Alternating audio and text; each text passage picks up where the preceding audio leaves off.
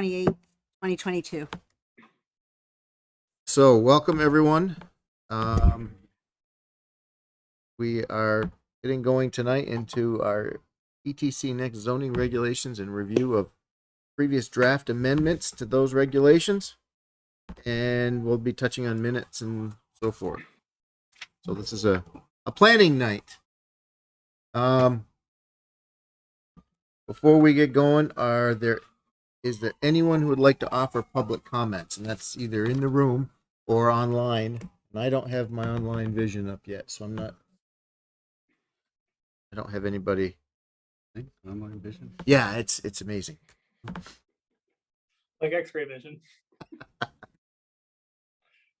And for folks who are online, if you would like to speak during public to be heard, you can use the raise hand feature, which is under the reactions button at the bottom of your Zoom screen, or you can enter something in the chat, or you can just speak up.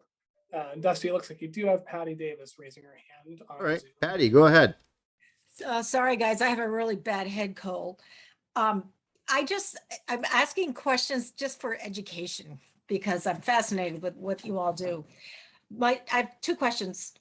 Number one is, has our state of Vermont established a special independent study commission to consider whether our local government has adequate land use controls to manage growth and possibly change, like if we go green? That's question number one. Question number two, how does local government, our local government, address non-conforming issues having to do with the planning commission? I don't know where I found this, but it's 8-502, so it must mean something to you guys. So I'm just trying to educate myself, because starting from the state, you can answer that in a short sentence, or you can answer it during the meeting. There's no rush. Thanks. So your question number one, that's not something we're talking about, and quite frankly, it's something if staff wants to pick up and run with at some point, fine. But I kind of feel that's outside of our scope, especially for this evening. I don't know that we have an answer for that.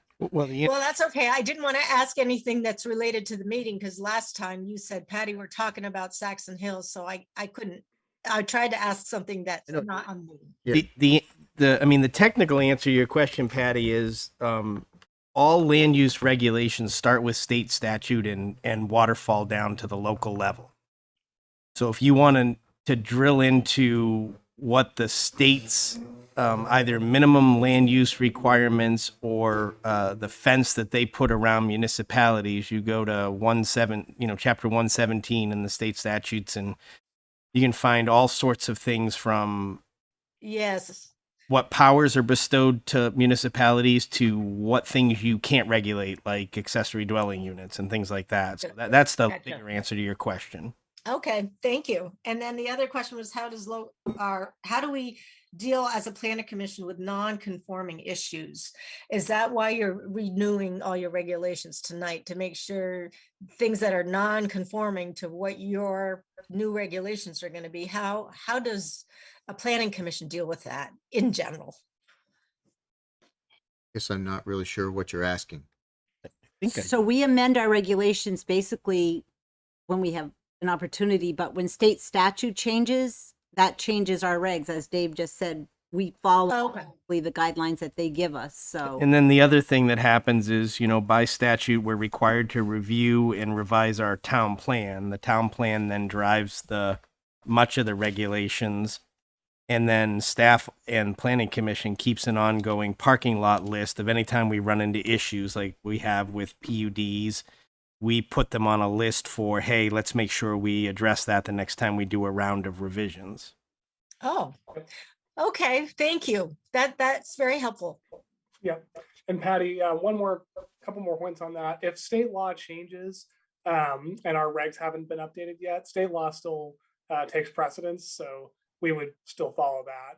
And then I also wasn't sure what you meant by nonconformity was, say that we change our regulations and then a parcel or property or a use is non-conforming, and we do have a section of our regs that deal with that, and we're required to do that under statute. So if you had specific questions about that, we can walk you through it, but maybe outside the meeting. That would be section 3.8 in our zoning regs.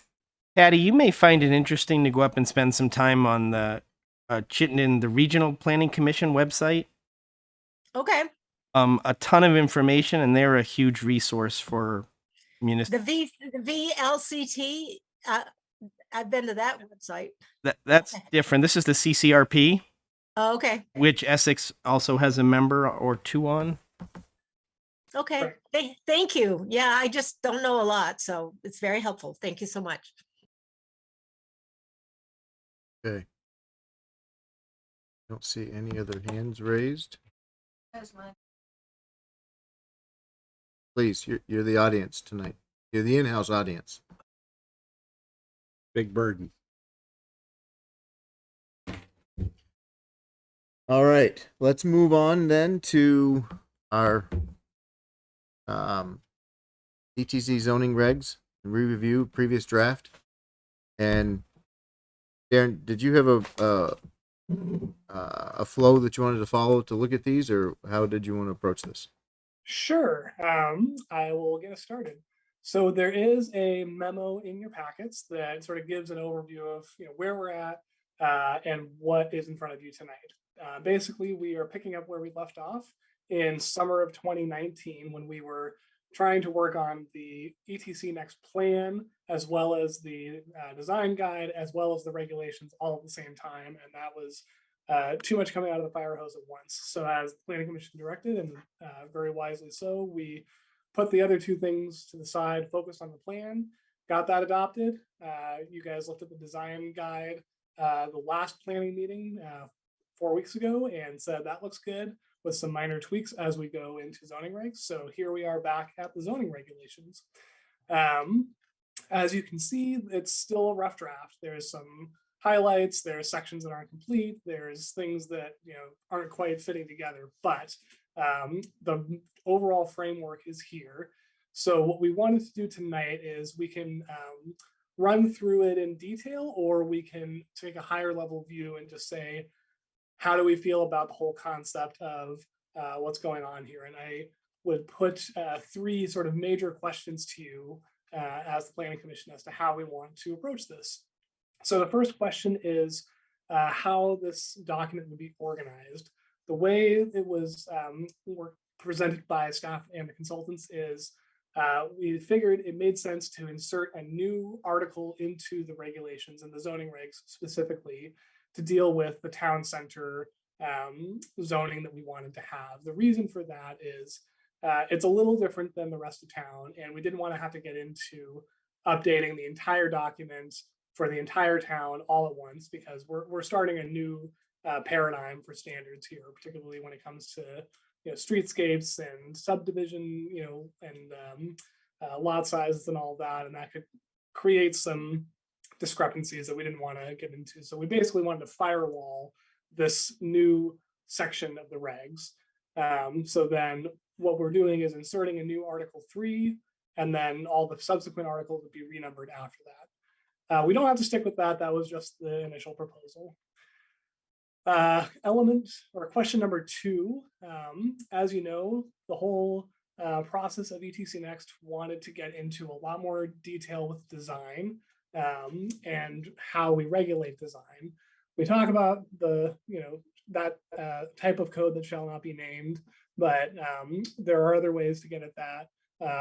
So what's presented in this document is a hybrid version of form-based code and our current regulations, a more traditional Euclidean zoning.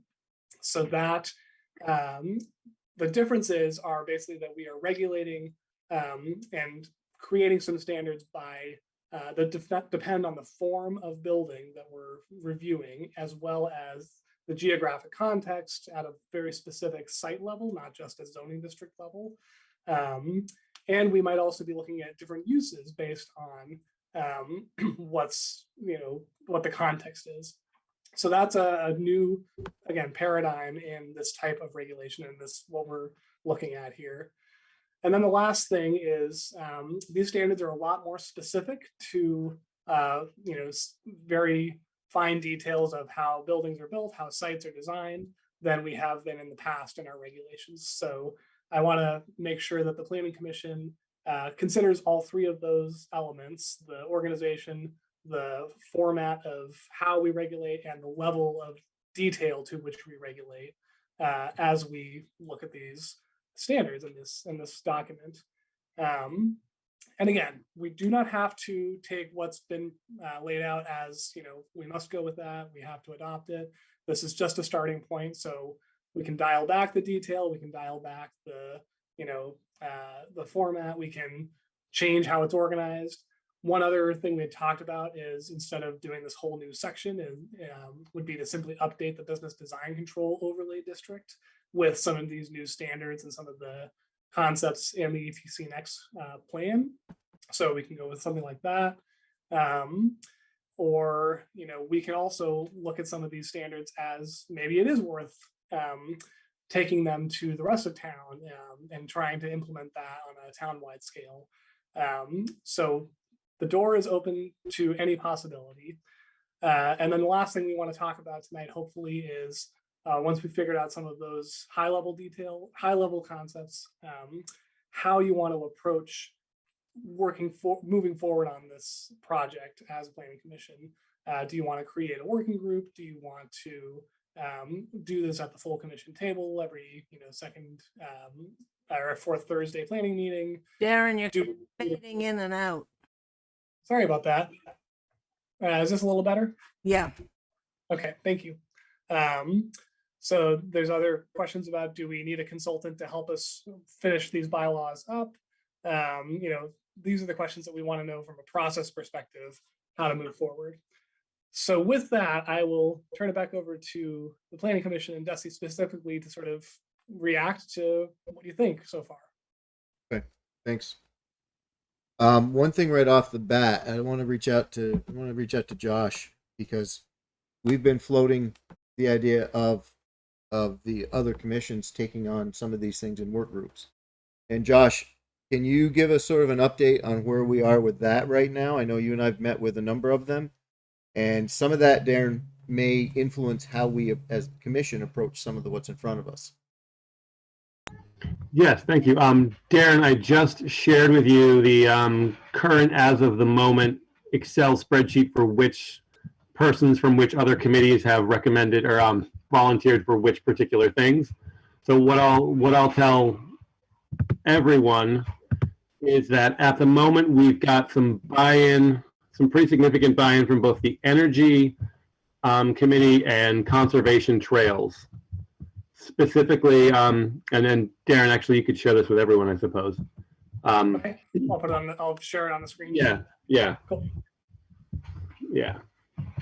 So we've got buy-in for the ETC next zoning design standards, which again is what we're literally talking about right now, which we've sort of grouped with old historic placemaking and the potential rezoning of the lands on the other side of 289, because those are all geographically related. And if we decide to use ETC as sort of a zoning showpiece, if you will, which is one of the options, it would make sense to have geographically adjacent areas involved.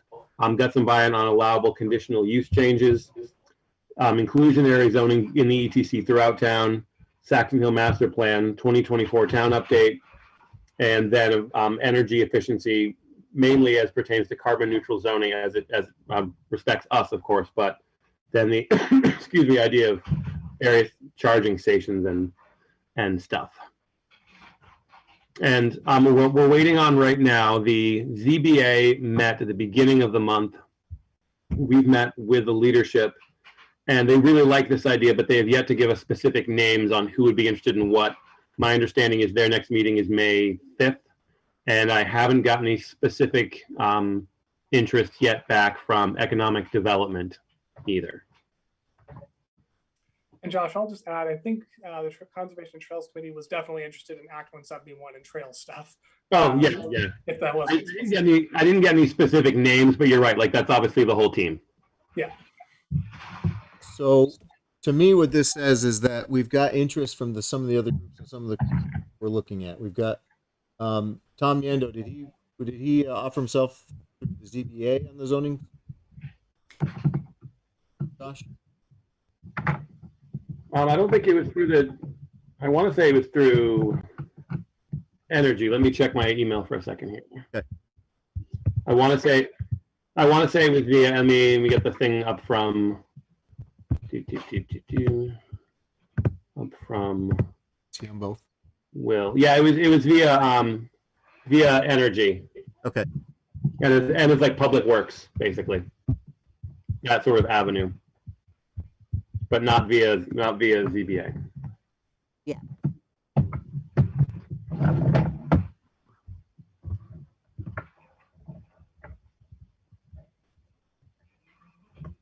So what this is starting to tell me is that we've still got primarily the ETC next that we're looking at is more or less the planning commissions. So we've got other folks that are interested, and I think from that I would like to suggest that we look at setting up our own work groups, and if folks want to join us on those, they can.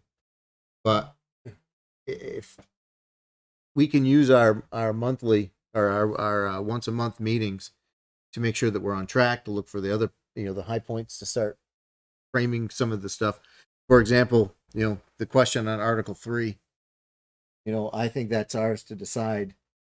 The uses, even the some of the tables that are along with that, maybe those get farmed out a little bit for review and discussion. What's on Article 3? That's what we're talking tonight. That's the proposed ETC next regulation changes that Darren was talking about at the beginning. Well, I can't remember if it was Darren's memo or just a conversation, but there was somewhere. Was it in your memo, Darren, where we talked about whether we wanted to scrap the permitted and conditional and go to a more higher level? Yes, that was in my memo, and it was not necessarily a strong recommendation. It was just something to consider as you look at both ETC and town-wide uses. Trying to simplify some of that might help from an economic development perspective and a permitting perspective, help things move smoother. You guys don't have to be so in the details all the time about, this use, which is almost the same as this other use, but isn't allowed in this district, and that creates weirdness. So I think the, overall review of uses will give you some level of, simplification and consolidation. But one thing you could go towards is simply, is retail allowed in this district? Doesn't matter what kind of retail, doesn't matter how it's, structured or how big it is, retail is allowed. Residential, is any residential allowed in this district, or do we still want to keep the, single family, two family, etc. I don't think we're going to get to that full extreme, but moving more in that direction might help with some of these questions. So again, I'm going to say so a lot. It kind of feels to me that tonight maybe we should be deciding if we want to take this Article 3 and run with it, tweak it, change, update it, clean it up or whatever, or not. And somebody else please redirect me, but it feels like that's a starting point. If we embrace that, then we can fine tune it. There's a couple things like getting rid of that word I don't like anywhere we see it. And it's in there a few times. So Which word is that? Form-based code. yeah, I don't see. You Like just you're not gotta- supposed to say Voldemort either, and I know. So what would the new word be? FBC, yeah, you know me. I mean, it could be anything. It could be design. It could be, building design. Dynamic design. We don't need to name it. We don't need to label it. It's just, I think that's in there a little bit, and it's that term. That term brings with it a lot of baggage in my mind. And if we don't have that term, whether we call it building design or building code or whatever, we can find something out. But just that particular term brings a lot with it. Yeah, and let me say this about form-based code, and I've said this before. It is a style of zoning and of code writing And basically what it's trying to do is give you the most objective and, precise set of rules that you can get to decide what gets built in an area. So I don't really see it as its own thing. I see it as a place on a spectrum of how you do zoning. So the question I think that the planning commission needs to answer is, again, how specific do you want to get with your zoning requirements and your, building dimensional requirements and setbacks and, specificity of glazing and all of that. And then the other question is, how do you want those elements of zoning review? Do you want it to be at the planning commission table in a discretionary Just format? All right, I'm going to try and stay a little closer to the, yeah. All right, let me start over. Form-based code, it's a style, it's not a, it's somewhere on a spectrum of how you regulate with zoning regulations. It's meant to be specific and objective as possible. So the question the planning commission should answer is, one, how specific do you want to get with your regulations? And two, how do you want those elements reviewed? Do you want it to be administrative, done by staff with a zoning permit, or do you want it to be deliberative at the planning commission table with public input and so forth?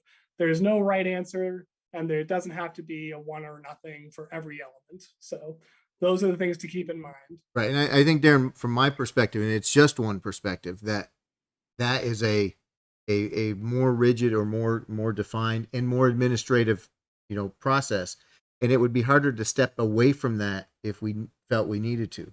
Whereas if we're approaching it the way we are, which is more of a hybrid form, we have the underlying structure of that which shall not be mentioned, but it's not rigidly implied yet, or explicitly implied yet. And it would give us a chance to move to that if we find that this is starting to work. It gives us room to maneuver going forward, or we may find that we want that flexibility in interpretation, which Exactly. applications to the table allows us now, and the public input.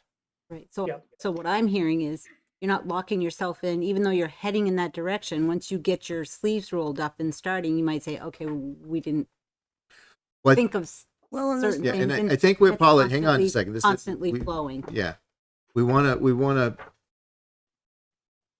have the tools that provides, which is, these are the types of structures we're looking for, the types of, that which it gives us. If we have it as a tool and not the rule, it gives us greater flexibility for now, because it's hard to change things back once you lock it in. That's my fear. Yep. And I think this is like half a step, but we're recognizing that it may be start providing us the tools we need.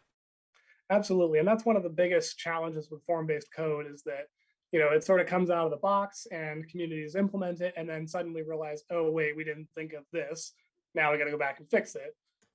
So I definitely support the incremental approach to updating the regulations. And the more clear that we as a community get about what we expect, the more specificity we can put in the regs. And that can be over a long time period. So, yeah. And I would say, in order to take some of the teeth out of the phrase form-based code, we could simply call it form-based design. And I know it's a funny little thing, but it's not a code. Design is it is. Anyways, it's a minor point for now. Let's Dave, please salvage this. So one of the things Darren asked is, should we go to work groups, full commission, or consultants to kind of talk next steps? I mean, where I'm struggling a little, Darren, is, we've baked the ETC Next master plan. We have these draft regs, and every time I jump into the draft regs, all it does is raise a ton of questions for me, because, as an example, we have some things where we're allowing 40% lot coverage and some where we're allowing 80, and I'm just trying to get my head around the minutia and the unintended consequences. So I'm wondering what kind of consultant we could get in and what level of help they could get us to get into the weeds. Yeah, and I think the question of whether we do a consultant really is going to come later, once you've figured out some of where you want to go with this. So if you were ready to right now say, hey, these regs look great, we just need to tidy them up, that might, and honestly, we might not even need a consultant to do that. We could do that with staff, but we're definitely hearing this is not the end point. We're going to workshop this a little bit. So I would suggest a framework of looking at a couple elements of the proposed or the draft zoning and seeing how we feel about that. Dusty, I see Betsy Dunn has her hand up and had a couple questions in the chat. Do you want to entertain that now, or do you want to keep moving? Yeah, I haven't opened up for comments yet. Let's keep going for a little bit, and at 7:05, give us almost 10 minutes here. We'll take a break for public input. Sounds good. So I'm just navigating to the section that I want to look at real quick, and then I will share that. And before I lose my thought, Dusty, I liked your idea of inviting the other work groups, energy, whoever is signed up to come in on specific to the ETC next, honestly, as early as you can, so that you can all maybe feed off each other with suggestions. Absolutely. So I kind of jumped into the middle of this here because I want to highlight one of the newer formats that was put together in this document. So this would be an example of table that, just like you'd see in Article 2 of the regulations now, so each of these zoning district tables, it has the purpose statement, it has design elements. That's a slightly new feature here where we're talking about the specifics of, okay, the general goals are there, but here's what we really mean with that. Similar to, we've got the plan, the purpose, the overall vision. Now here's the design elements, like the design guide. Once you hit the next page, now we're into the details, the nitty-gritty. What's different about this table of allowed uses is you've got the uses, they're grouped by, for instance, residential, commercial, civic, etc. I'm just trying to zoom in here to make that a little more visible. So you've got permitted and conditional, but what you've also got are these dots that go into the building types. So for instance, let's see, this is the mixed use north. So we're talking the area to the north or west of Route 15 Center Road between 289 and Old Stage Road. Excuse me. Let's look at multifamily 3 to 4 units. That building type is that residential use is permitted, but only in the form of a townhouse, a live work, or a multifamily small building type. And we'll look at building types in a bit. It's in the design guide. It's also in some of these tables. But for instance, we wouldn't want the multifamily large building type to include a 3 to 4 unit dwelling. We're not talking mixed use here. It's a purely residential use. So that's sort of the different structure of this document, that it can get a little more specificity between the use and the building type. So that's something new. How does the Planning Commission feel about that approach? And I can provide more examples if you need to work through that a little bit, but let's reach online. I think it's a good approach, but I have questions. Like the multifamily 5+ units is permitted, but the multifamily large is not. So this is a little confusing because of the way it's laid out. We're allowing both types of, both sizes of multifamily dwelling. We're just saying that, okay, if you've got 3 to 4 units, go look at these building types: townhouse, live work, and multifamily small, to figure out what you want to build. Or let's say, oh, I want to make, I like that townhouse concept, thing that I saw in the design guide. What kind of building can I actually, do with that? What kind of, okay, all right, that makes sense. Sorry. Yeah, so you can approach it from either way. Okay.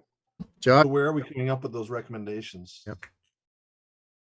What was that, John? Where are we coming up with those recommendations for building types? Is this just a copy of what we have today? So yeah, this is a copy of what the consultants had. This was just, first blush. We don't have to stick with any of these specifics, but the building types are a little more set at this point. You guys have looked at the design guide, and that's where those building types came from. And we agreed those were overall okay. It doesn't mean we can't revisit that. And I personally had some question about why we distinguish between, multifamily small and multifamily large, mixed use small, mixed use large. again, that sort of gets into the specificity of uses that we may not care about in the end. So we can tweak some of this. But what we're trying to get at, and I'll look at the building types later so you can see a little more of what that means from a regulatory perspective. But basically, we're just trying to say uses and dimensional requirements depend on the building type that you're proposing and vice versa. Josh, I see your hands up.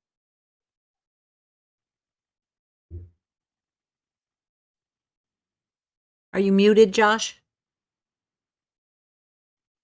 What makes you think that? So thank you. I was brilliant. I just so you know, I was saying we can tweak specifics and everything, but I really like the idea of pairing the residential uses or commercial uses or any uses with the building type. Because I remember liking that in was it the design guide we saw that, and it had like, here is what we think by a townhouse, here is what we think by this. Because I want to say it was Paula, actually, if she's there, she can affirm or deny this, some years ago said that there was sort of a Wild West feel to some of the architecture, and it didn't talk in the town center, and it didn't talk to itself or each other or the other buildings. And I like the idea of the building types because that could sort of bring that sort of visual coherence to the whole area. And we talked about that both in the ETC and just generally. I remember John Alden talking really persuasively about that idea. And so I like this in general. Specifics, yeah, we can talk about the individual things, but I like this idea. Cool. It kind I'm of actually gonna. one of the core concepts of that has been with us since we started the ETC Next discussions is going to having more specified, not just uses but design. Part of the design guide, streetscapes, everything all seems to be tied to this sort of approach. Awesome. So hearing some pretty good consensus that we want to stick with the building type approach, and it makes sense to talk about uses in the context of those building types. And we'll get into the specifics. Shu? I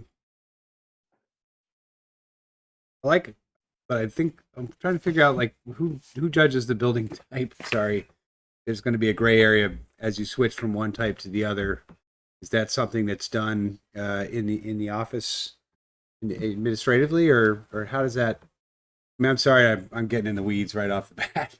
No, it's a great question. And that's something that I think the Planning Commission should answer, however process-wise you want to do that, either at this table or working groups or staff gives you a recommendation. But those are some of the questions that we went back and forth with the consultants about is, how do we want to approach this? And I can look through my notes and maybe check in with Mark and Sharon as to sort of why we ended up with these, specifics of, categorizing by size versus, going with a more traditional, well, I'll say it form-based code where it doesn't matter what the use is, doesn't matter how many units it is, we just want it to look like this. So I interpret, my memory is the answer to that is yes, and they would have choices, but you guys would be deciding what those choices would be that they can pick from. So administratively, they could come in and pick whatever the selection. Darren, is that your understanding as well? Yeah, and actually, I'm going to jump over to something else that might help us get a sense of why this is important. So, looking at those building types, this is another section of the proposed regulations where this would be the building type standards. So let's say we want to do a mixed use building and we know it's in the correct zone and we can, it's allowed. So what does that actually look like on the ground? So each of these tables is 2 pages long. It's got 4 sections, kind of similar to the design guide. First section talks about lot configuration. How big can the lot be? How much frontage? How deep? Stuff like that. The next part is the building siting. That's basically your setbacks and how it faces. I'm just, I guess. He fades in. Can you hear him, Ned? Not well. Right. Sharon, can you check the volume on the TV and maybe turn it up a bit? On the TV. I think we just need to have Josh do all this talking. Josh. Well, no, he just needs to keep because when he made a point of keeping his face close to the mic, it was fine. All right, I will try again. So, It's better, Darren. okay. We're at So, maximum volume. Paula? all right, Yeah, oh, that's fine if he stays in that place. all right. I need to get myself a headset or something. So, each of these tables has 4 sections. We've got the lot configuration. That's basically how the dimensions of the lot, how big can it be, how wide and how deep. The building siting, which is setbacks and how it faces the street. We had a discussion about primary streets and secondary streets. That gets into some of those streetscape design concepts. Parking is in there as well. The next section is height, mass, and use. So getting into a little more about what that building looks like visually. Well, actually, more of what it looks like structurally. How many floors? How big are those floors? What does the facade look like? And then the last section is the facade and frontage, some of the more aesthetic elements, glazing, pedestrian access, the frontage types, sometimes the roof types might be in here, I think, materials, etc. So to jump back to where we were before, this is why we would want to talk about a building type and the uses. This is, if you're going to pick the mixed use small type, it's going to have subtle differences from the mixed use large in terms of, lot size, potentially setbacks, and probably more likely the height and the, floors and so on. And particularly for some of the larger buildings, you're probably going to see more of a federal style, architecture as opposed to maybe let me get back to the smaller ones. Well, I guess they both might be federal style depending, but the bigger your building gets, the more structurally it depends on sort of a squared off architecture. So I hope that tangent was helpful. Okay. Let's take a break and entertain some public comment. It's a little beyond 7:05. Paula, you're here. Would you like to? I'm looking. Well, I'm trying to get to Zoom. Check for hands. One of the things I wanted to say back about 15 minutes ago was that there's no reason why you or we here in Essex can't come up with our own name for what kind of form and design and style we use. Yep. That's true. It might be more descriptive and more helpful to people. Okay. And then in terms of the style and what you want to look toward is, let's not forget the responses and the result of the responses to the survey that was done in terms of what people wanted to see here in Essex. And it was pretty consistent that, they wanted Essex to look like a New England town. And that can mean a lot of different things, but so it gives you an opportunity to have some variety, but it also gives you a pattern to follow in terms of wanting to maintain that feel. And then in terms of the Northwest sort of district area, I know that one of the things that Debbie was hoping for that area, which is the original owner, was that it would be a mix of housing and smaller businesses, sort of like a neighborhood general store, or not a big thing, but just the neighborhood store where the kids could go and buy an ice cream, or you could pick up a loaf of bread or a gallon of milk or whatever it is you want, but smaller kinds of things that you might see in a typical New England village.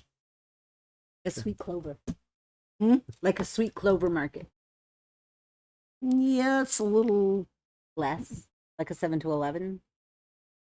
more individually owned, not a chain. Right.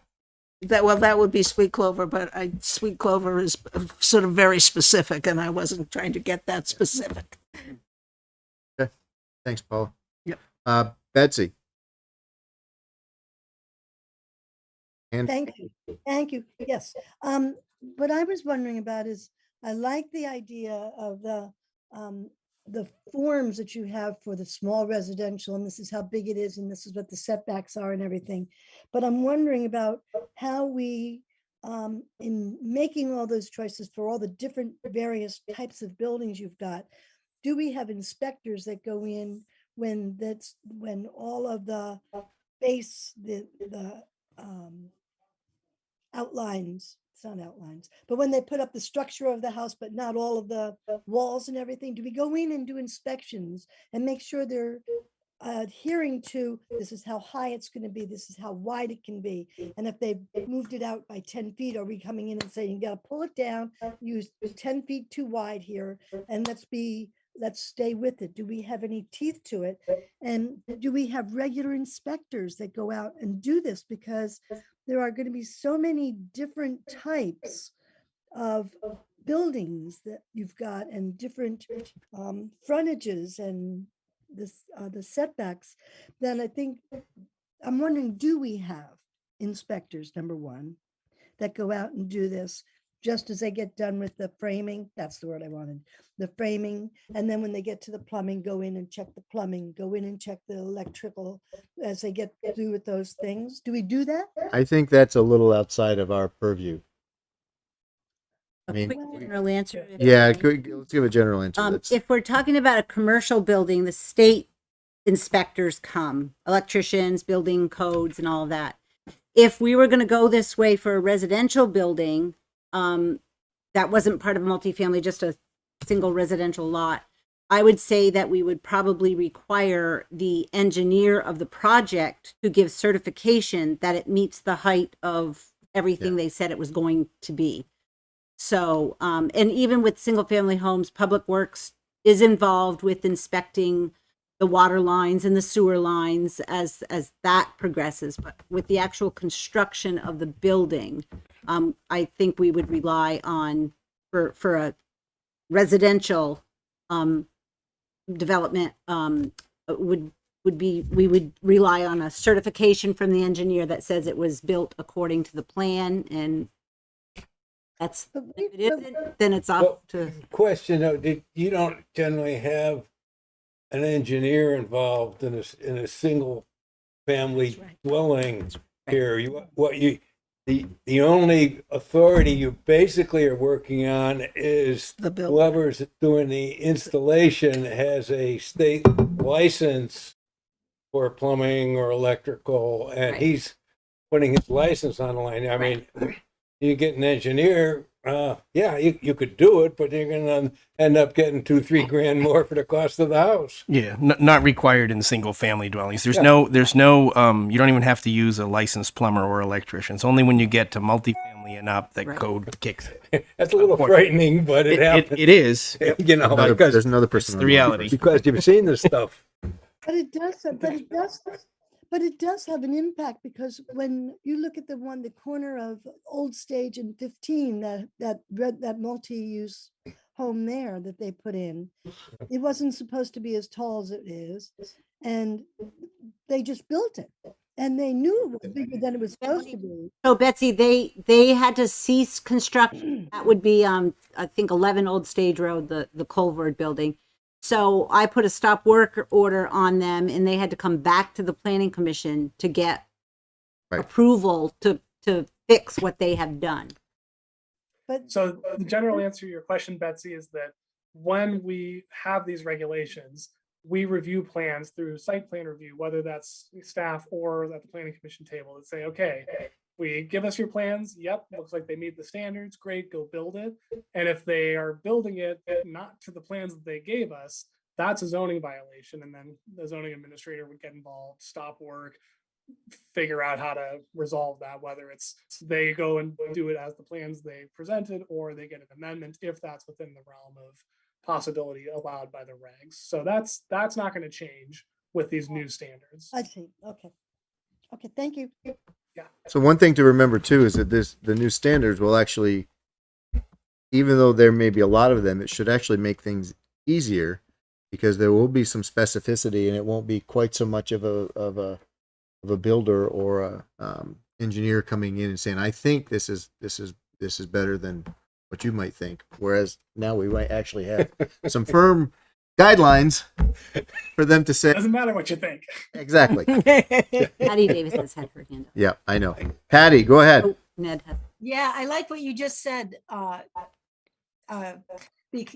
just now, because my question has to do with lot configuration and setbacks. And our goal when we got the consultant was, well, not really just him. It's my opinion, is if we have the same setback for anything that's built when it comes to commercial or infill or green space, have the public realm right of way be the same distance, have that be a standard. I find reading all this stuff, I read it all before the meeting, under lot configuration, my questions are like, the building setback in like the front of the building, in relation to the streetscape, the primary street is 10 feet minimum, 25 feet maximum. Having all these different distances, how can we make a walkable community when the setbacks are all different depending on the type of building? I guess the conception of public realm to me is a form of hybrid code. And maybe if we did have to write new codes for, or new requirements, standards for the hybrid code or standard code that you've been doing, wouldn't that, I'm asking, would that be something you guys would be interested in? The form-based code of saying, okay, every building, if we start with infill development first and green space, and we code those areas first, has to be a certain distance in front of the streetscape, that right of way area, so that it's the same, no matter how high the building is or how deep it is. And parking, of course, is in the back or on the secondary street. I just wonder why, reading all your stuff, all the buildings have such different setbacks, minimums and maximums. Is there a way to standardize that so that you have that public realm all throughout town? Patty? I Yes. think one of the things that we've been trying for is to allow some diversity with some consistency, and having everything be exactly the same would be, I think it would be horrible. Be very frankly. interesting. Because Okay. we'd have buildings that would potentially be 3 stories high in the exact same placement as a 1-story building, and I think that we would be handicapping ourselves tremendously. I think, it's. Well, it has to do with public realm. Public realm. We were talking setbacks and so forth, so that's what we're talking about. And I think we've been through a lot. And Paula referenced the discussions that the community engaged with us on, and although we want an old New England feel, supposedly, and I'm still grasping that, we didn't get the impression that everybody wanted everything to be exactly the same across the community. And it wouldn't. If you look at New England villages as they grew and as they developed, different. I mean, you would have the same required setback in terms of proximity to the road, but then the actual building would vary, and some buildings might have if we're talking commercial and in the public realm, then some buildings might have seating out front. Right. Others might not. And it would also be affected visually by, as Dusty said, the height of the building and feeling, overwhelming if it's too close, and, the height would dictate that it needed to be back a little bit. So, but it also has to do with the interest of the space, and making everything all lined up does not create interest or good design. So I know you're coming up. I just got a question for Paula. Okay. I just want, before you jump in, I just want to say I'm going to bring this back to the PC in 5 minutes. So Tom and John and Josh, sharpen your pencils, and Chew, you too. Dave, I know you've been writing, so I'm not worried about that. You're Go going to put me on the spot. Just my question for Paul, when you're talking of, community vision and all, are you familiar? I'm sure you probably are with Alexandria, Virginia. You spent any Roughly. time there? No. Yeah, they have done it well. Yeah. And I mean, they got miles and miles of townhouses and stuff. So, and I think they're not all even, but Right. you go into the neighborhoods. I think, the biggest fear I see, if we raise that design standard too high, we're cutting out a large group of moderate income people who can afford to build, because the more stuff you add, the more expensive. Oh, I don't think it has to be that. I mean, a lot And of, so I want to be careful. yeah, a lot of New England houses are actually quite simple. Yeah. So But Alexandria is a good example. not New England. What? It's not New England. You should put together a little something and present it. All right. to us. Yeah. So let's move back to But I do Essex. know what you mean, Ned. Anyone else have any comments or questions? That's sitting and listening in. If not, I'm going to jump back a couple minutes early to the PC. So let's go around the table. I know, Darren, you've asked us a number of times about how we want to approach this, what we want to do with this. I'm not getting really a sense from anyone how we want to, dive in, other than, we've got this Article 3 sitting in front of us. Do we want to run with it? We've got a number of the tables, PDFs of the tables that we can use, the definitions, the roof types, the design types, and so forth that we've got in there. Are these things that we want to accept? I mean, do we have issues with the sizes? Hang on a second. You've had Dave. You mentioned earlier about lot coverage and so forth. Do we want to start getting into the numbers, or do we want to maybe accept these in concept, and then go back to the consultant discussion and drill in deeper on each of these on the numbers?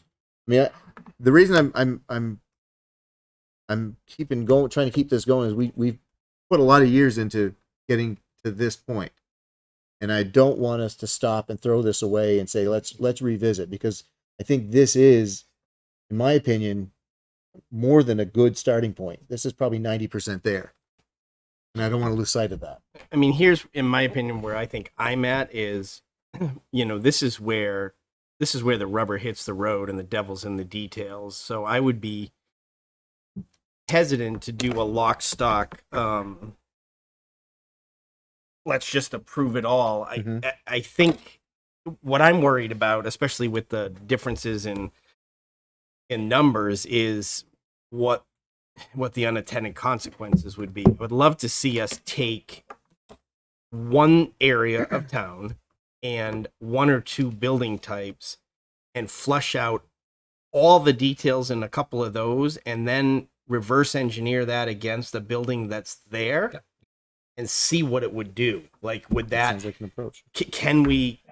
What would it do to that area of town if we adopted, and then, let's pick two building types where we know there's a building, and then go back at a building that is that type there today and say, all right, what would happen if we applied these standards to that building? And just kind of talk through it and say, would it get closer to the road? Would it be back further from the road? Would that style be allowed? What would happen to the driveways and the lot coverage? And because I'm just nervous, I don't know what the hell I know conceptually what the difference between 40% lot coverage and 80 is, but we go from 40% lot coverage on one building type to up to 80 on another. That's a huge difference.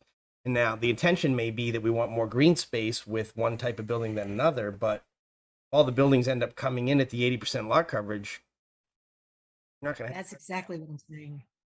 So I don't know. That's my opinion. I don't want to get too far down the road on the details and find out we're going to throw the whole thing out. I'd rather just flush out one or two building types and say, let's go at it really hard with the detail. So, do you feel this is something we should do?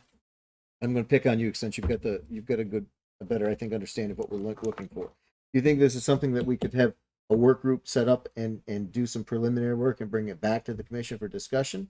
Or do you think this is a full commission discussion each time? It might be neat to see a work group try to brainstorm this a little because I don't think we're going to do it in a meeting like this to that detail.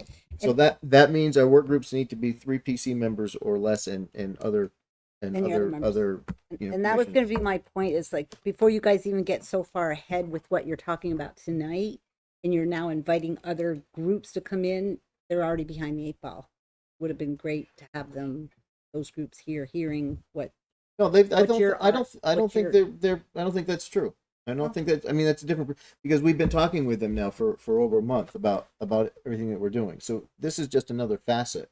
Yeah, but they haven't had their nose in the ETC next. They didn't live it the way you guys have lived it. So they're going to be seeing this, and honestly, probably for the first time, where they really are digesting it. But it doesn't matter as long as you invite, if they're included, I think that'd be great. And I think David, I totally agree with, that's a great idea because it would be sad to go through weeks and months, whether we hire a consultant or not, to then determine that you have to chuck it. Ned, you've been jumping out of your chair. Yeah, no, not really. Oh, I think, I think David's idea of maybe grabbing 2, because there's some inconsistencies in here that I think we need to work out. And the only other big thing is, if we're talking the town center, I think we ought to lose the section on single family detached homes, because unless we really want to build that up there, and I'm not sure if, given what the value of the property we're talking about, who's going to want to build single family homes? I don't think that's the purpose of trying to get a town center of more single family homes. I would probably lose that first section Interesting. completely. But what about on As you go northwest? Yeah, what as you go out away from the center? The other They're quadrant? talking on the other side of Route Yeah. 15. Yeah, hang on. Yeah, the other side there, So Yes. this sounds. I mean, Darren, from your perspective, is this feels like it's starting to gel? Tom, you got your hands up. Tom and Josh both. Well, Tom first. let me go first, because I think I have sort of a fundamental question. Darren, in the text, the highlighted yellow said the goals are certain percent residential, certain percent commercial, certain percent public.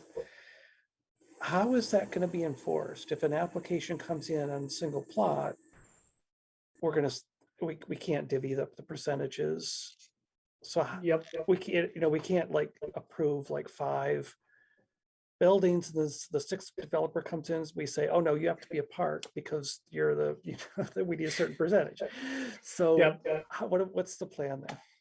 I had the same question, Tom. And again, this was in a draft, halfway built sort of situation when we left it by the wayside as we're bringing it back to you. So we didn't get a chance to flesh that out with the consultants, but it's definitely a question in my mind.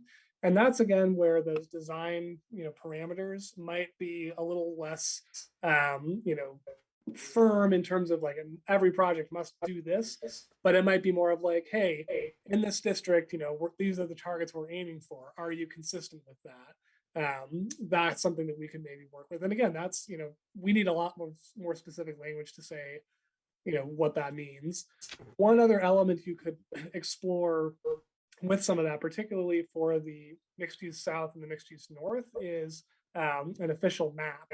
So those areas are what would likely become a new town center designation in staff's opinion.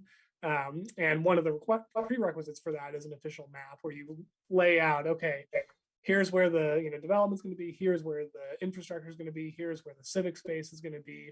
So that could be another way to get those targets. And we already have some of that going in the Bove property, where we've got an active master plan, and it's not set in stone, but it gives a sense of like roughly what things look like. So a couple approaches. Yeah, that assumes that one large landholder. Well, not necessarily. So that's the official map is, telling all the landowners, here's how the town is going to, require that you do things. And of course, it's a conversation with them as you develop that official map. It's almost like going through a project review, the site plan or subdivision review with a lot more scrutiny. Yeah, but how do you pick the landowner to host the public park? So relative to that question, some of the building types require a minimum frontage, like 75% of the frontage has to be a building. So would like a pocket park count as that for that frontage, for example? Yes. So I'm going to jump to table 3.10, which is somewhere in the, probably towards the end. So one of the, standards, elements, the elements of standards is defining these civic space types and getting more specific about what we mean when we talk about civic space. So we're talking, we've got, these are sort of rough, but, green, a larger, well, yeah, fairly large, centrally located, green landscaped area between 1/4 acre and 2 acres, sort of pulls together a whole, set of buildings, all the way down to pocket parks, which are, tiny 500 to 2,000 square feet. Basically just, a nice green space to pass through on your way between destinations. We've got a whole range of things here. So one of the ideas was to probably pair these civic space types with some of the building types, or maybe with district types. We can sort of figure out what makes the most sense. We haven't gotten to this level of detail yet, but there are ways to approach this for sure. Does that help, Tom? A little bit. I specifically, my question was if you have a single lot and you want to build commercial or something, and you're required to have, I forget the number, I think it's 90% of the frontage has to be building facade. What, and if they came in and said, okay, well, we're going to do 80%, but 10% is going to be a pocket park. Would that meet the criteria? Yeah, so the building frontage criteria is really getting at how that building hits the streetscape, and basically saying you don't want to take up the entire frontage with your building, leave some space either for access, whether it's vehicular or pedestrian, maybe a pocket park, maybe part of your frontage types, which I'm actually going to jump over to here. This is another element that we're looking at, is how does that building interact with the streetscape? And, is it a covered, porch? Is it a gallery, or there's something in here I want to say, forecourt, where you actually, the building steps back and you've got an interior space framed by the buildings. That way, you've got, your building frontage is not the entire property line. So yeah, there's multiple ways to get at that, and it's trying to figure out how all those pieces fit together. That's going to be the devil in the detail work that Dave mentioned. But I think some of them had a minimum facade. Yep. So I don't know. I'm just thinking if we're trying to get a certain amount of civic space, and yet we're trying to maximize the usage of each lot, it just seems in conflict. So if we say civic space counts as usage of the lot, or then it would be okay. Right. And I think, keep in mind, civic space does not have to be public. It doesn't have to be on the road. So that could be interior to the property. It could be, a building that on a corner that frames. I wish I could visualize this for you, but I'm trying to think of an example. Right. I agree and I understand. I'm just wondering the degrees of freedom a developer would have. Yep. And that's up to you as the planning commission to decide, and it might not even be something you can specify in the code and in the regulations. It might be something you have to, negotiate at the table when they come in with the design. I'd say those things are definitely something you would be harder to bake into the regs. Okay. So and you can take those out. At what point do we get a master plan for the North District then? At what point do we require a master plan from the developers? Is that your question? Well, you were saying that we could have a master plan that would give us sort of the amount of civic or public space that we wanted, but that wouldn't happen as part of the zoning regs. That would have to happen at some later point, right? So you could go either way. If the planning commission wants to adopt an official map on its own to, put forth, here's how the layout's going to work. That's almost, it's the process of adopting a zoning ordinance. You go through and say, okay, here's our map, here's the public hearings, we've notified everybody, we've worked with the landowners, etc. The alternative is to have the developer bring you a plan first with some parameters in place. You review it at the table. You could make your master plans more binding than they are currently. Right now, it's pretty just, it's a sketch on paper. Darren, let me jump So, yeah. for a second. I want to loop back to you a second because I'm almost feeling like we're drifting away from your original question. Was how do we manage if we're supposed to be 40% of green or whatever? How do we manage that if we don't have a single owner? It isn't going to be manageable through a master plan because that's not the master plans are for the owners of their lot, or lots, whatever. Even today we have it's almost a first in, first out sort of deal. If an area can only have so many residential buildings and there's multiple owners or lot coverage or whatever we want to do, there's still an element of first in, first out. So unless we come up with a overall master plan for the area out the door, I don't know that that's something that we could enforce, or make any one applicant say you have to shoulder your 40% or something like that. It's by lot. We've got lot coverage. That's where the buffers and everything else that we talk about come into play to maintain a certain amount of coverage per lot. But the overall parcel, to the point, that might not be really an enforceable concept. Yeah, and I think Dusty's hitting it on the head. If you're doing it parcel by parcel, you're probably not going to get those larger open spaces that you're looking for. So for things like a main green, you do want to put that planning, idea out there and say, hey, here's where we want it. Developers got to make it happen if you abut this space. But when you're talking about finer grain of a neighborhood, maybe individual pocket parks are okay on each property. Or maybe you give the option of both. Depends on how you want to go with it.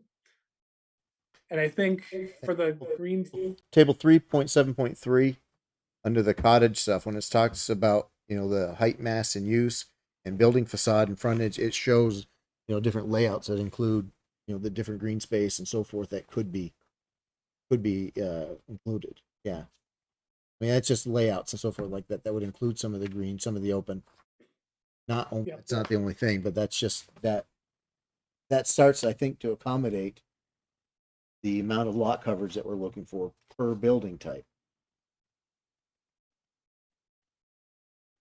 So I think we've gone down a pretty deep rabbit hole. Yeah. Do we want to pull back out and also have Josh? I think it's worth remembering that we've been there before. Right. I was that. Josh, Tom, are you okay for now? Or you have another? I have smaller things, but let's defer those. Let's circle on over to Josh for now.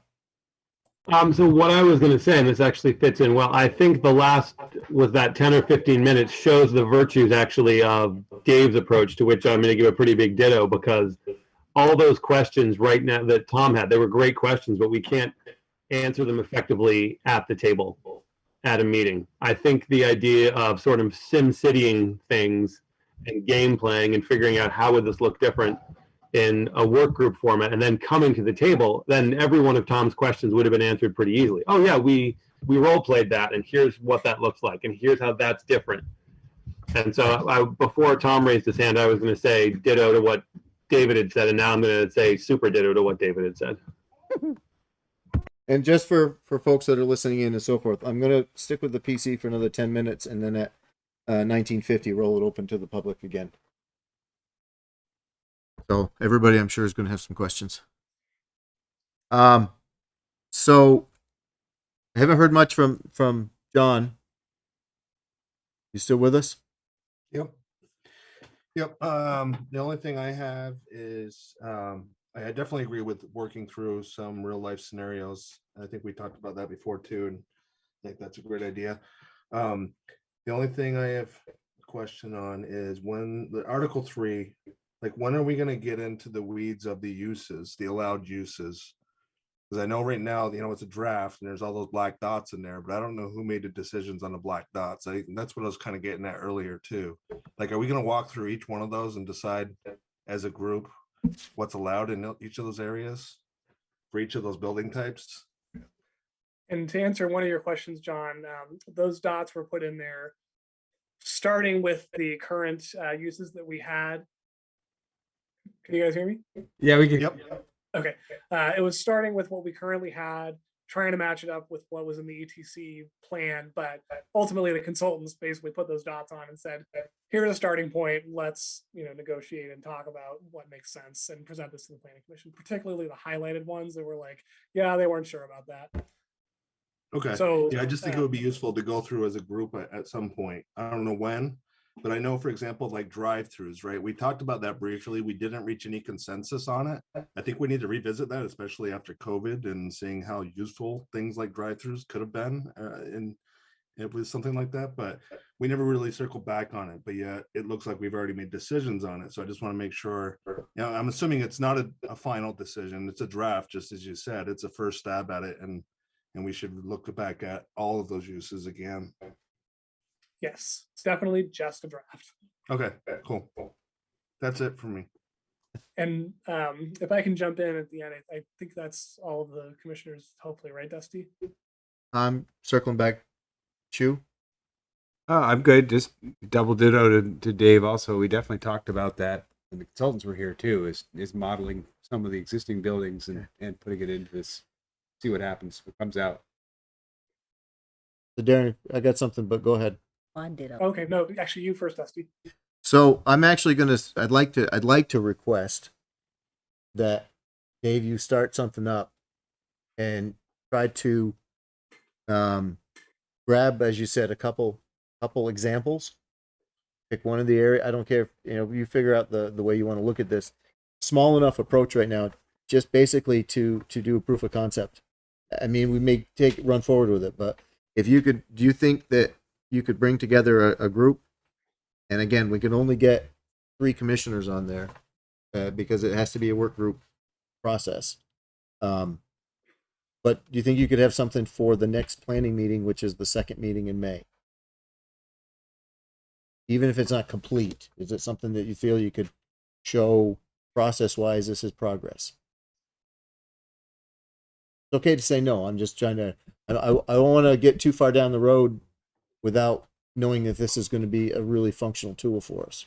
So we're thinking of taking 2 building types in a specific area of the ETC and doing a deep dive on those, on the tables on those 2 types, and then having a conceptual discussion on perhaps a couple of buildings in that area of the ETC that are existing. Yeah. I mean, if you need to narrow the scope down so it's one existing and one, and a comparable structure with the new form, just to something so it's manageable. Did you get your volunteers first? Nope, I got to get commitment from the person who's going to drive it first. And if I actually could jump in briefly, one thing I wanted to mention, and I had a conversation with Matt about this, and we can talk about it more deeply in other business, but I think you should focus on the neighborhood, commercial, and historic center districts first, and those building types that would be in those districts. The reason is that I am not sure we're going to be able to get to adoption of the zoning for the mixed use north and mixed use south in the next few years for infrastructure reasons. But I think you could start, you could probably get some adoption of those other districts sooner, and I'll explain why later. But So neighborhood, that would be my suggestion. Neighborhood, commercial, and the historical. Yeah, because those are going to have the least amount of change from what we currently see there. And have some good examples, particularly the historic district, of some of the building types we're looking for. So if this modeling, I mean, if that seems like a reasonable for this modeling approach to see if the modeling style is going to work for us. But if this does, then I would think that we would zoom this up, and maybe even at that point, that might be something that we tasked to a consultant to do model this, model this, model this. Could we have more concrete? Do you feel comfortable with that, Dave? Or, I mean, with respect to what we might be able to do this as a proof of concept, do the one that makes the most sense, that shows us the best comparison for this process. And if it's in, the area that we're not going to be, doesn't matter where. Okay. Yeah, I think so. I think that'll work. So So those areas are And the smaller, lot. but it's right now we got to do the proof of concept. So this isn't necessarily going to be something that it's going to be the end result. I mean, it Right. might be, Right. but we got to see whether or not this tool will work. And I'm not talking about Dave. I'm talking about the modeling process. No, I hear you. That did not escape me, Mr. Chair. Couldn't help. I also think the those districts and the building types associated with them will be a lot easier to do that proof of concept with. There's a lot fewer factors to deal with.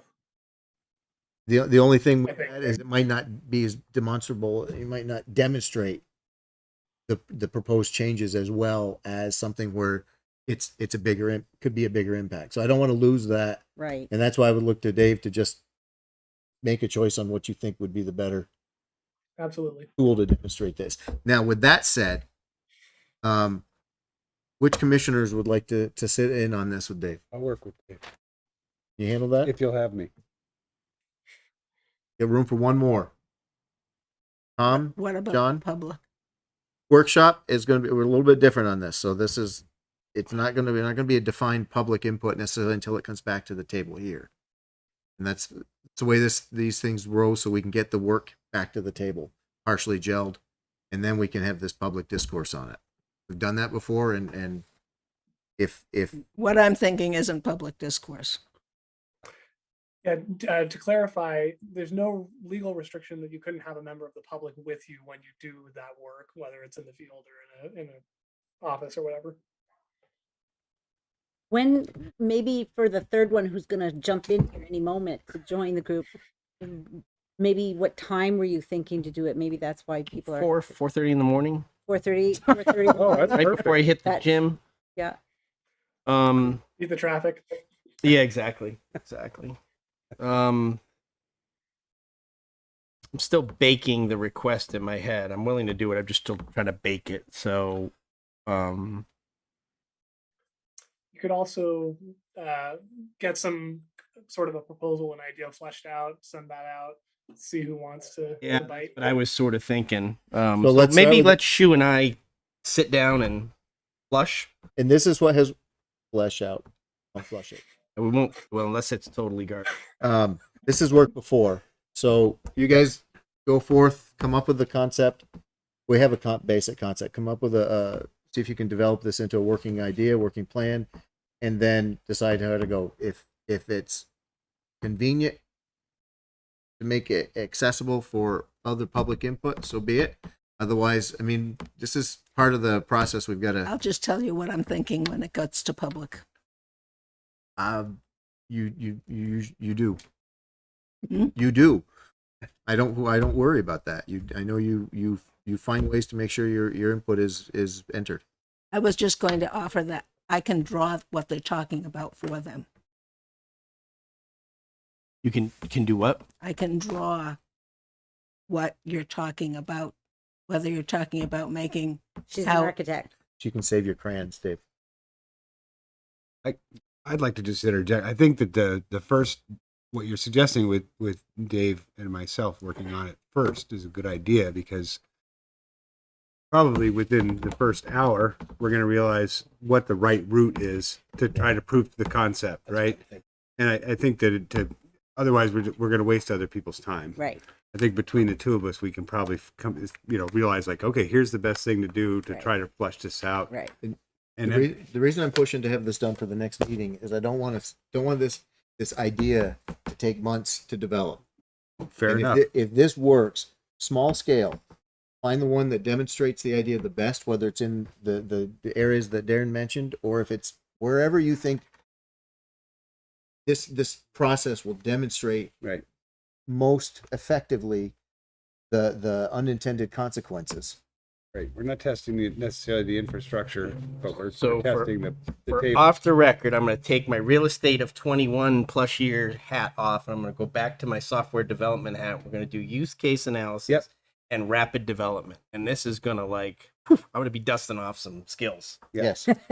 Yeah. There weren't good ones. You Yeah, can John. do it. I'm going to do agile. Exactly. Yeah. Oh, see, Dustin speaks my language. Yeah. When So what this again, this is if this works, it's just like reaching out for the other commissions. If this works, we're going to scale it up. Yeah. And this isn't written in stone yet, but we need to get this idea going so we can then determine whether or not we can move forward with the Article 3 that we've got.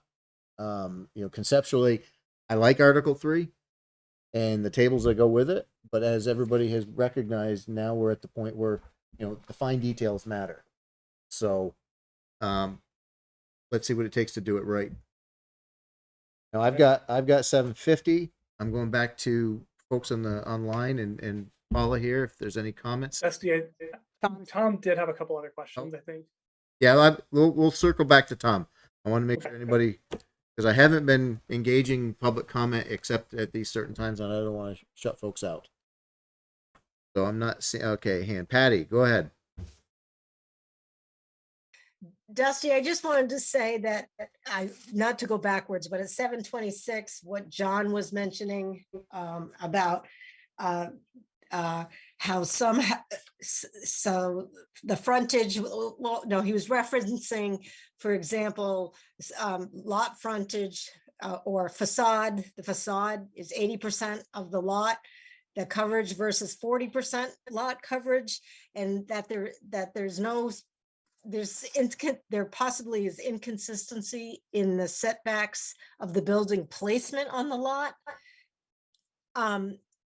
That what he was saying back at 726, when you look at this video, is what I was getting at when I was talking about public realm.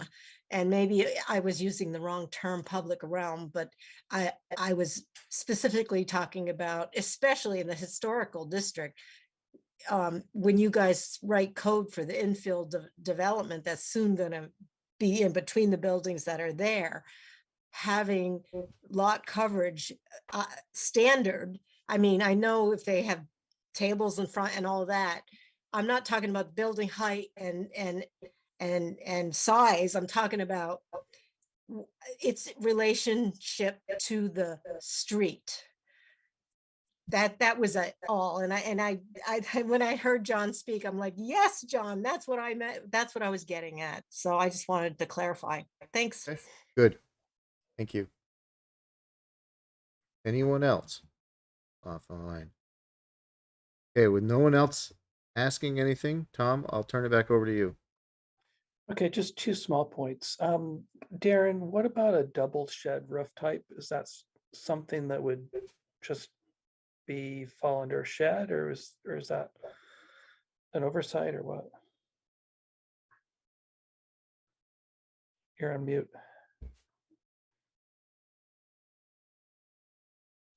Thank you. Pulling up the roof types. So when you say double shed, and let's see, this is the shed type that we have. You're thinking like that, but mirrored on the yeah, like upper shed? two shed roofs with the row windows in between. So I think That's a that's a gable. That's a gable. Yeah. Yeah. Shed roofs are single pitch, one directional. Mm-hmm. And a gable is basically a Gable. triangular With a peak. Yep. It's a ridge. Try- with a peak. It has Right, but a double shed that doesn't meet at the top, right? So they're separated, and you can either have windows or a wall in between. I see what you're saying. There's a house on Orchard Terrace in my neighborhood that I think is exactly what you're talking about. Yeah, so I guess here's a general question, a general response to your question is, do you want to stick with these, 6 or 7 roof types, or do you want to allow more flexibility?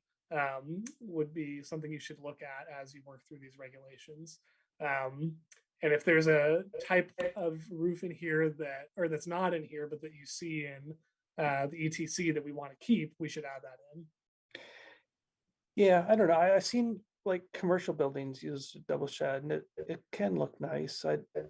I'm not, promoting it, but I'm not sure that we want to exclude it either. What The other does thing, he mean? What does he mean when he There's says one on double shed? Corporate Drive. one instead of being like this, one is here and the other one starts up higher. Oh, so there might be clear story windows in the other Exactly. part. Yeah, That's there what you we're go. getting at. Okay. Yeah, exactly. Yeah, okay, all right, got it. What about a building like Bev's? Oops, where'd it go? Okay, and then my other question, Darren, is all the drawings show rectangular lots.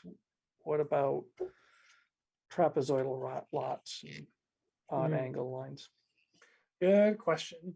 I think we've talked about this so much in concept, we haven't gotten to that detail yet. And I think similar to how we deal with irregular lots now, we're going to, I would say we'd probably try for as close as we can get to these standards, but there's probably going to have to be some level of flexibility that you put in there to say, okay, yeah, there's no way you can possibly make this exactly as we want. So there's going to be some, amount of either waiver or, flexibility in those regs. There is a waiver section built into this Article 3 that actually gets fairly specific, so we can look at that. The other thing that we're talking about when we look at the ETC is, particularly for greenfield development, so like the mixed use north probably, we want to try and have some level of, a block street grid and a block and lot layout that is sort of baked in so that we don't have to deal with those inconsistencies going forward. So probably going to be more of an issue in the neighborhood commercial and the historic center, but hopefully less so in the mixed use south and mixed use north, where we have some fairly regular lots already. Yeah, well, I'll throw out that irregular lots are sometimes more attractive. But Good point. As long as we have like a waiver where we can address it and says if your lot doesn't, I don't know how the wording would go, but some process to deal with it. Yeah. Like I said, there's a section in there that deals with both block and lot, dimensions and standards, as well as waivers. Okay, thank you. Which we don't have to keep exactly, but it should be addressed for sure. Mm-hmm. And if there's no other questions, I just want to wrap up with a couple of confirmations. But I'll ask if there's more questions. Go ahead. Okay. So what I'm hearing is we're good with the overall format of a new Article 3 that's firewalled from other parts of the regulations for now. Maybe as we go forward and explore these, we can pull in other sections of the regs, or long term as you update this in the future, things get in more into one clear article rather than two separate sections. So good on that. Yep. I think that's the approach that we're aiming for at this stage. Excellent. Let's take thing number. Go ahead. Yeah. Thing number 2, we're okay with the use tables being defined by building type. And then shoot, what was the other element that I was thinking of? How specific, the level of how specific. Thank you. So the specifics are where we're still in limbo. We're going to figure that out, but we're okay with the format of those district tables, and we're not necessarily going to go back to the business design control for this area. We're going to use these new district tables. Awesome. Just want to make sure we're all clear on that. I think that's again, we spent a long time getting to that point. Yeah. And now we need to just fine tune this. Now that said, if we get to a certain stage and find we need to make a drastic change, we'll make a drastic change. But absolutely, yep. Just making sure we're all on the same page going forward. And then the last comment I'll make is that a lot of the standards that we're talking about, again, we're focusing on building types right now, but we can also talk about these as district level standards. So when we talk about, lot coverage, that could be higher in the mixed use north and south, lower in the, historic center to get that green space that we're looking for that's historically done there. So you can approach this from either angle, a district, approach or a building approach. Just keep that in mind. Okay. So we have on this, Dave, you and Shu will take a pass at this. and have something either ahead of the time to float it by everybody for commentary, or have something for the next planning meeting. If you have something for the next meeting, great, and we could jumpstart this. But if we can try to target having something for that planning meeting in May, That's May. second Thursday. I don't know. Okay. 26th, Thank you. May 26th. With that, let's close on this discussion for the evening and go real quickly. The work group process with the other commissions. Josh, we're still looking for PC members to be liaisons for the other groups, correct? That is correct. If you saw the that Excel spreadsheet that Darren shared, we've got Sue very committed to trails and as a process. And Ned, I will say that Ned had told me he wants to continue his work with housing committee, but I haven't heard from anyone specifically as to the charges and work groups we've laid out here. Well, Shu did, right? Yeah, he just said Oh, shoot. So we know we've got Will Dodge is starting up a process, possibly multi-commission group, but we'd like some, commissioner or two to be available for liaisoning with that. So please keep in mind that, reach out to Josh with thoughts. I don't see this as being a huge commitment, but it will be a conduit for those working groups to be able to, to send questions to the PC, even in have some awareness of what the PC processes are happening. So I think it's important to keep for the communication on these working groups. What's our time frame for these groups? Are they all going in parallel or no? Everything should be more or less in parallel. I mean, by nature, things aren't going to be targeting, and we haven't set a timetable yet. I think we're still trying to find out what we think can be done. Some of these groups are not going to be able to meet quickly, just by nature of their style. But everything is still in a formative phase. We're trying to define the scope. Really, is what we're still exploring. The zoning board had mentioned that they want to try to reach out to the other groups to kind of work with them as well. So hopefully that will. And for you guys, if the commissions, or the other groups speak to you, Josh and I spoke with Will Dodge the other day, and there's some key elements that we want to maintain in this process. And I don't think it's an issue with multiple groups working on concepts together, but I think it's key that the input that comes back to the planning commission be through the various commissions, and not just, a couple people sending us a comment or coming to our meetings and giving us a comment. It should be part of their public process to say, we support sending this discussion item and these findings to the commission. So if energy and economics and zoning is working on something, we should get 3 reports, one from each of the commissions. Right. That gives consistency in the process. It gives more opportunities for public input and public viewing, and it gives us the ability to when these changes are vetted and they're either approved by us and sent to the select board, we can, quite frankly, say that we've had more involvement than we've had before. So those sign-offs are really, I think, going to be, important to have from each commission. Did I miss anything, Josh? I think that's got it. Yeah. Okay. Darren? And Since we're talking, yes, thank you. Since we're talking about these work groups and the projects specifically, I want to quickly revisit the bylaw modernization grant, only because I've been sitting on that, not putting out an RFP for anything specific, because I wanted to make sure we didn't lose an opportunity to use that money for ETC or other projects if we needed to. So I'll ask again, don't have to have an answer tonight, but soon would be good.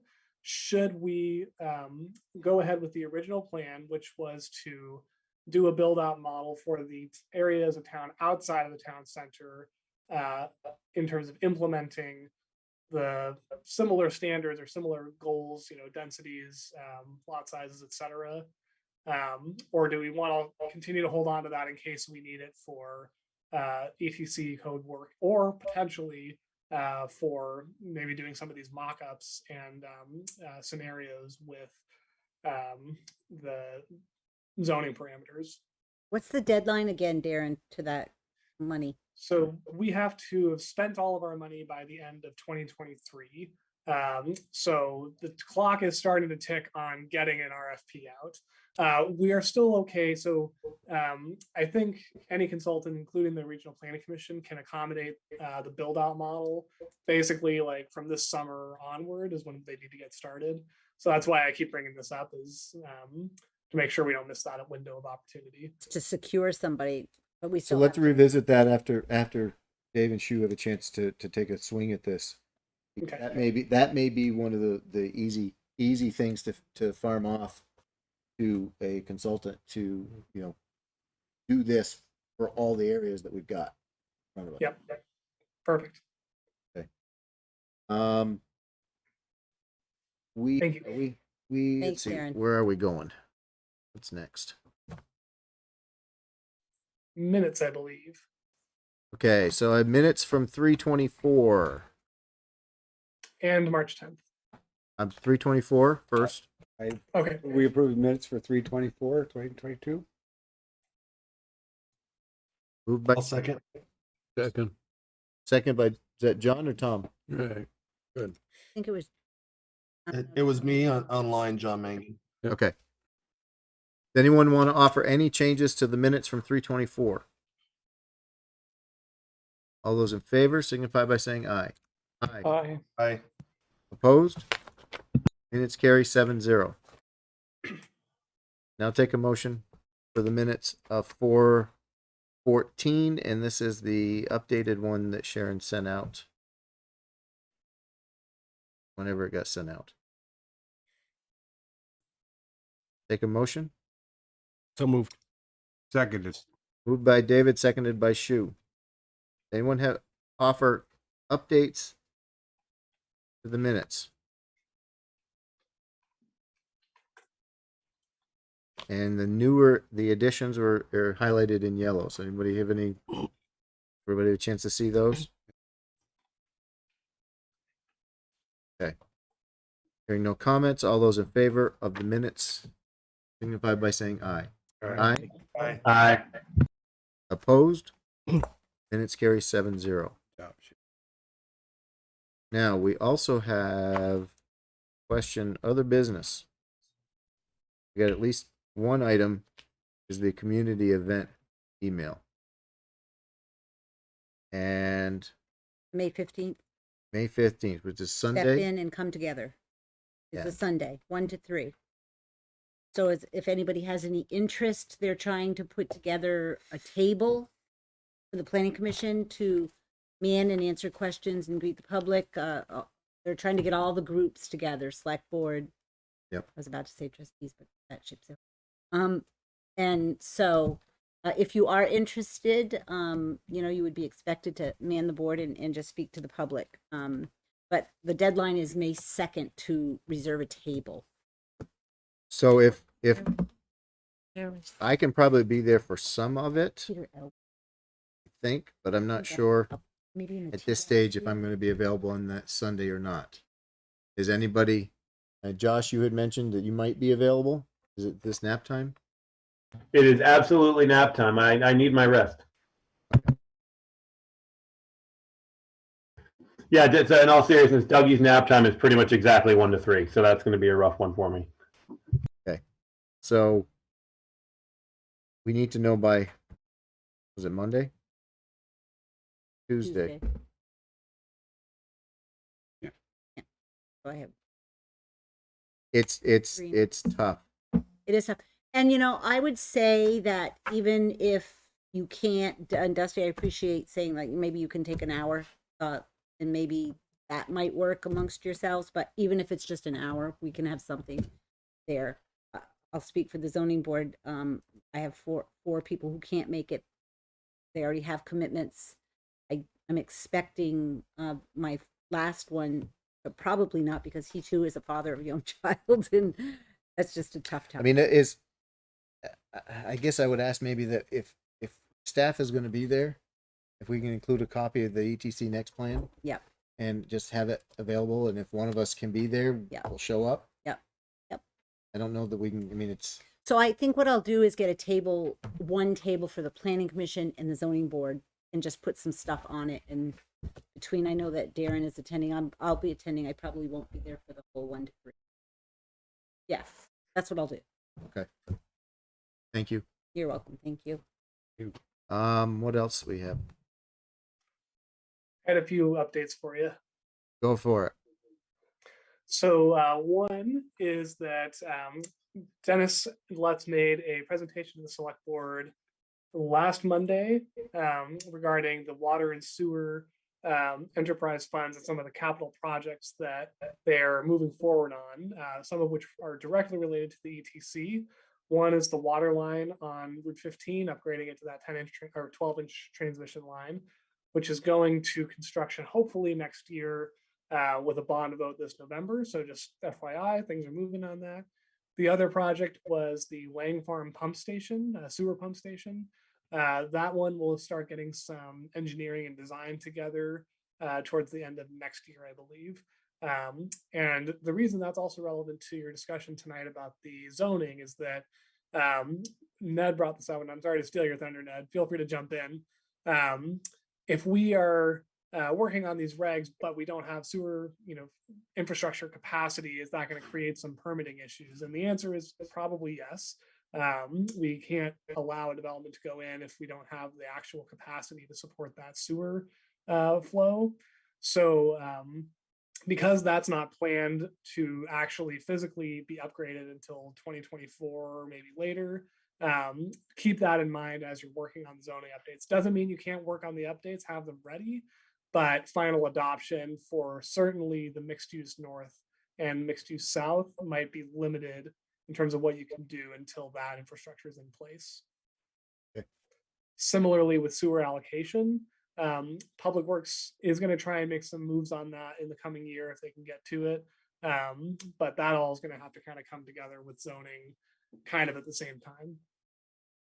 I think we've known that's those limitations have been there from the beginning. So it's, but we got to put something out there in order for changes to be right. Yep. Absolutely.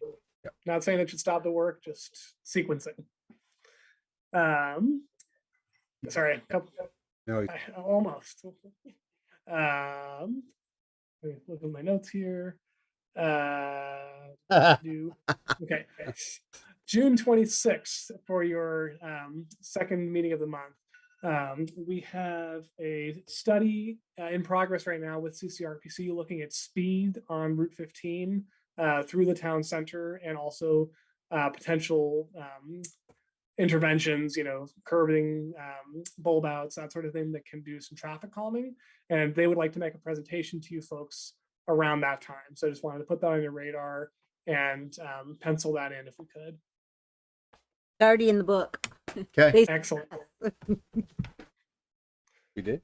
Yeah. Last thing, I promise, the bipartisan infrastructure law is starting to roll out, and there will be some funding for traffic calming and pedestrian and bicycle safety, and it's part of their Safe Streets and Roads for All program. Some of that involves what they call Vision Zero fatalities on the roads is the goal. And there might be money to create a plan for Vision Zero or to do some implementation projects. So just putting a bug in your ear, start thinking about that. Okay. I'm done. Dave was going to use the volume, and you're going to be done anyways, I think. That's the bad thing about leaving remotes here. Ouch. Anybody have anything else they want to throw into the table? Okay, so reminder, please reach out to Josh with availability or in what you might be willing to do as far as the other groups, so we can keep this moving. All right. Then So moved. A second? Second. Moved by Dave, seconded by Shu. All those in favor? Aye. Opposed? We are adjourned.